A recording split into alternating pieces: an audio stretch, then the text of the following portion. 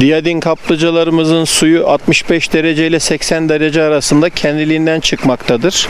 Suyun debisi saniyede 100 litredir.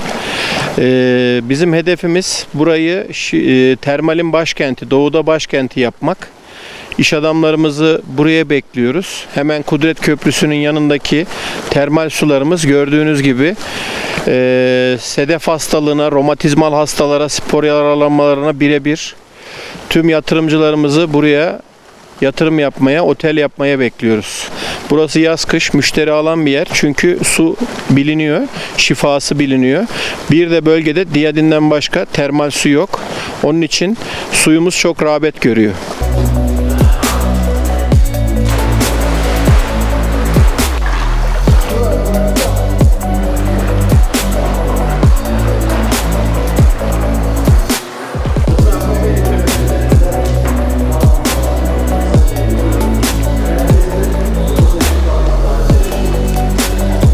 Haftanın yorgunluğunu atmak için kaplıcaya geldik işte.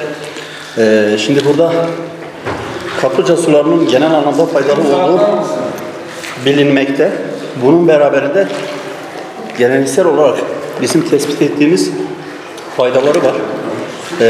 Bu anlamda fırsat buldukça kaplıcalara gelmeyi ihmal etmiyoruz.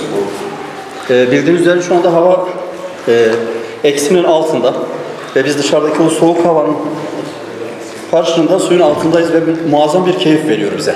Bu çok keyifli bir şey. Burada olanları bu zevki tattıkları için şanslı buluyorum. Olmayanları da şanssız bulup bu zevki tatmaları için davet ediyoruz kaplıcalar.